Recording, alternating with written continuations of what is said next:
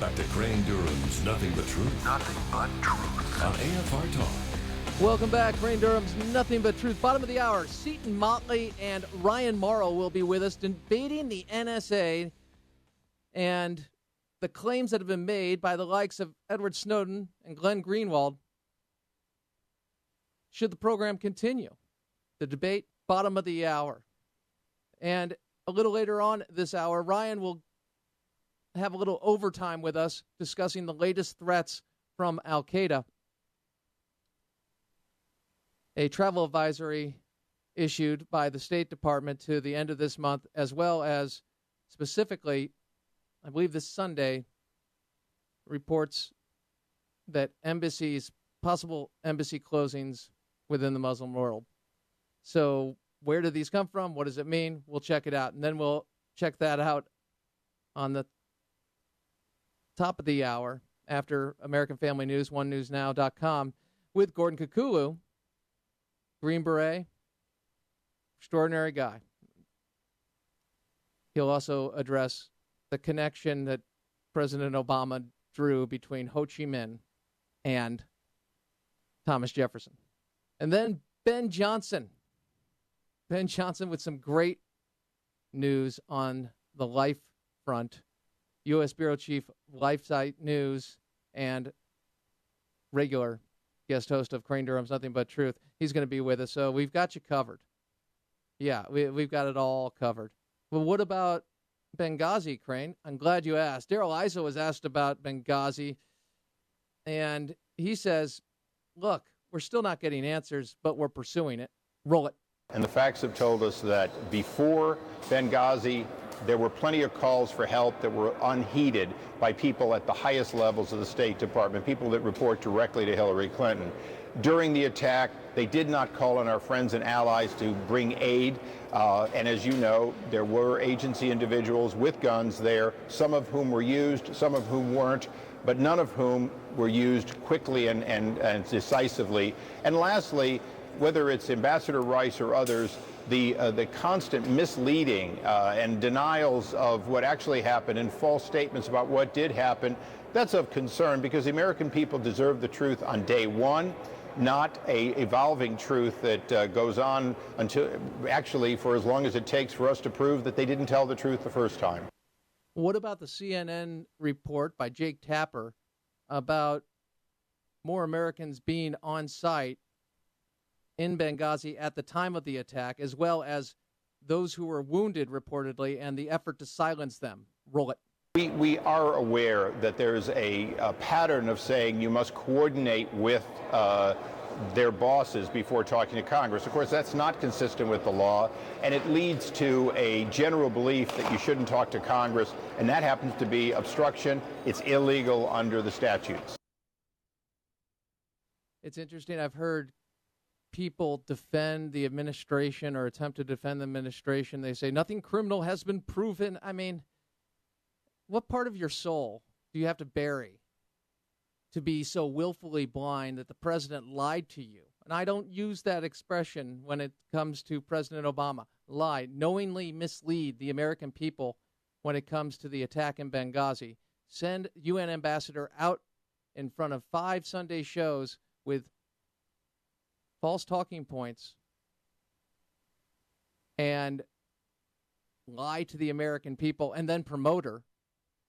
That'd be Susan Rice, having the lead up of information of security requests and denials, as well as the fact that Gregory Hicks says the last man to talk to Ambassador Chris Stevens on the ground, said they're being attacked, never thought it was because of the video. I mean, what part of that is it? Is it because people are so, it's President Obama, so we've got to defend him at all costs. The ends justify the means. I don't understand it. I don't get it. Oh, the person in jail, yeah, it's the filmmaker. Yeah, but we support free speech. Oh, it's because, you know why he's in jail, though, because of allegedly violating his probation. Okay, I get that. Oh, okay, probation, but kind of sends the signal. And by the way, why can't we criticize Islam? Oh, because there's a fear campaign against those who do. I get it. Yeah, that's great. That's a wonderful way to lead. Well, if you want to critical of Islam and the Muslim world, I would say yes. Hey, denounce terrorism. Renounce it, denounce it, and have your schools stop fomenting it. At some point, there's a threshold where hopefully, and I'm hoping that we're all Americans. For me, that's pretty much not a very high threshold to cross. But for some,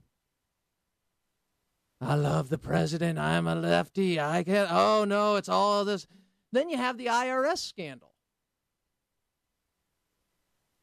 And I know you lefties don't talk that way. And some of you say, you did the same thing with George W. Bush. No, not true.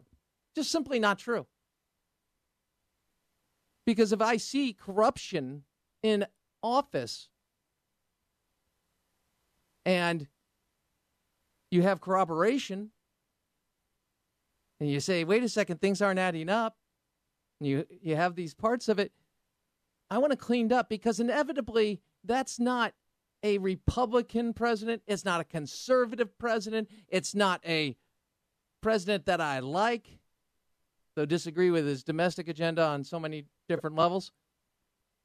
No, it's the president of the United States. Where do you lose that?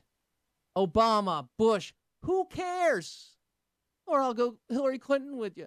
What difference does it make now? Well, okay. Yeah. And the fact that they're trying to get that campaign going. Yeah, she did such a great job. I mean, she's really succeeded. What is our standard for saying somebody should be a leader? I would look at their record. I look at the record. Oh, you're just saying that because she's left of center, Crane, and you disagree with a lot of the policies she advocates. I don't have a problem with her being left of center. I do disagree with the policies of the left. Amen. Not a problem. I wouldn't have a problem with her leading if she could point to something that she was successful and the fact that she wasn't a liar. Again, I'm using the term because I'm using it appropriately, and I've seen it time again. And by the way, she needs to eat more protein because her memory is always affected when it comes to these issues of any controversy. I just don't remember. Nothing but truth. Not bile. It's truth. Maybe that can get in there and you can recognize that you're an American, not a black American, not a white American. No hyphens. Red-blooded American with an IQ above room temperature. Let's go to, I'm not bitter. I'm just saying, does it ever get to you? Does it ever get to you that they're going, oh, Hillary, yeah, we're making a movie about it. We're going to go, she could really be president. Really? Really? At least you could point to some economic agenda by President Clinton that he took credit for. Nonetheless, he achieved. He can get some credit for the balanced budgets. He can get credit for the welfare reform. He can get credit for the strong dollar and the tax cuts. Yes, he can. You also have to look at Clinton and look at the guy, Sandy Berger, who went in and sliced up the records. But we don't ever really want to talk about that. That's another story. Press just seemingly forgets. That's a scandal. Or Eric Holder lying about his knowledge of a pardon. That's a scandal. Why do you only point out the left? Because they're there. What, should I sit there and go, oh, the left's reached their scandal limit. That's it. Now I'm only going to focus on things to the right. And if there aren't any, okay, then I won't look. I won't comment on anything. No, it's not about left-right. It's about truth. Daryl Issa expressed some frustration at Danny Werful about the process in which they're receiving information. Or not receiving information, and the changing of the standards that Congress gave the commissioner of the IRS, that the IRS commissioner said, you know what, we're going to change the terms around, we're going to add a few, and then we're going to reduce the amount of search terms in our quest to see if certain groups were targeted, we're going to really adjust the list ourselves and disobey Congress. Roll it. We produced, I believe, 63 search terms. You added some search terms. I'm not disagreeing with your adding progressive and looking for progressive. That's fine.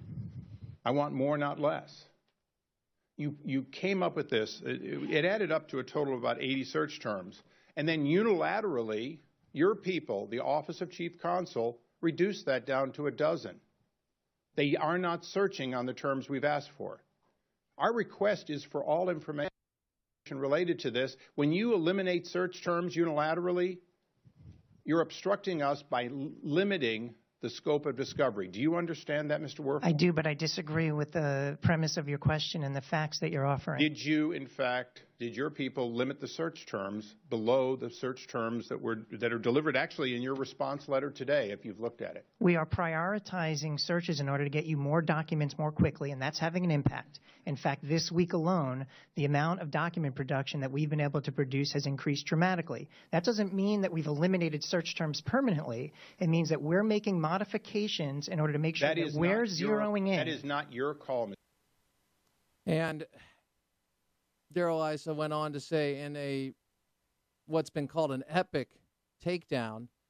That means, by the way, in political terms, that's when you tell the truth to somebody who's deceiving you. They try to defend themselves, and they don't have any substantive responses. And you finally say, you know what, you're slow-walking the investigation. You're trying to run out the clock, similar to the way we get witnesses before Congress, and they have one side ask them, what's the weather like? And the other side going, why didn't you tell us? What did you know? When did you know it? And why does the record contradict your previous statements? So, subpoenaing these documents. Daryl Issa, the House Oversight Chair, will bring you a little more of that next hour. Right now, get ready for a debate on the NSA. The programs, should they continue, the claims that have been made, and the truth. Seton Motley, president of Less Government. Ryan Morrow, ClarionProject.org, National Security Advisor, will be with us next. Crane Durham's Nothing But Truth, probably on. Say it with me now. AFR Talk. Is that Elvis? No. AFR Talk.